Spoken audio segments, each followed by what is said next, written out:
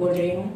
पहली फिल्म जब मैंने की थी अभय जी के साथ बंधन टूटे ना 2004 में। अभय जी उसी वक्त से लेकर अब तक अभय जी की जो जर्नी रही है वो अमेजिंग रही है। अभय जी ने हमेशा बहुत ही बेहतरीन फिल्में बनाई हैं हमारी भोजपुरी इंडस्ट्री में।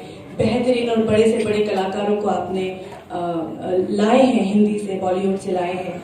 और जब मैंने शुरुआत की थी तब अक्सर आई थिंक मनोज जी हम बात करते थे कि हमारी फिल्में टीवी पर कब आएंगी, हमारा चैनल कब होगा, ऐसा कब होगा कि जब हम रिमोट दबाएंगे तो हमारी फिल्में नजर आएंगी। वो भी एक टाइम आया और धीरे धीरे जब लॉकडाउन हुआ तो OTT प्लेटफॉर्म अचानक से पॉपुलर हो गया ऑडियंस में। और तभी से मुझे इंतजार था कि कब भोजपुरी का OTT प्लेटफॉर्म आएगा, क्योंकि मैं कई सारे वेब सीरीज कर रही हूँ हिंदी प्लेटफॉर्म पे, पर अब मैं गर्व से कह सकती हूँ कि मैं अपनी पहली भोजपुरी वेब सीरीज करने जा रही हूँ।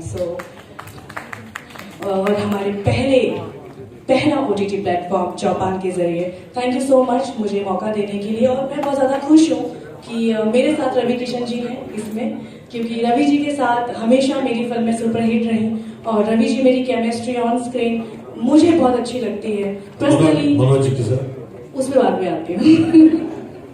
पर्सनली मुझे अगर कोई जोड़ी सबसे ज्यादा अच्छी लगती है तो मेरी और रवि जी की जोड़ी अच्छी लगती है इंडस्ट्री में। और मनोज जी मेरे लिए सिर्फ को एक्टर नहीं है, तो मैं उनको को एक्टर की तरह नहीं ले सकती हूँ। क्या है बताइए। मेरे गार्जियन हैं।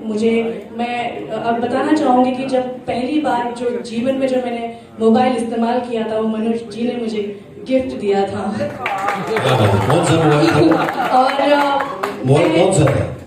नोकिया फोन था। और चूंकि मैं बहुत कम पढ़ी लिखी हूँ, मैं 10th स्टैंडर्ड तक पढ़ी हूँ, तो मैंने हिंदी मीडियम से अपनी स्टडीज की हैं, तो मुझे कॉल भी लिखना नहीं आता था। मनोज जी ने मुझे बिठाकर सिखाया था कि जब भी बात करनी होगी किसी से तो ये लिख कर भेजना और तुम्हें कॉल आएगा।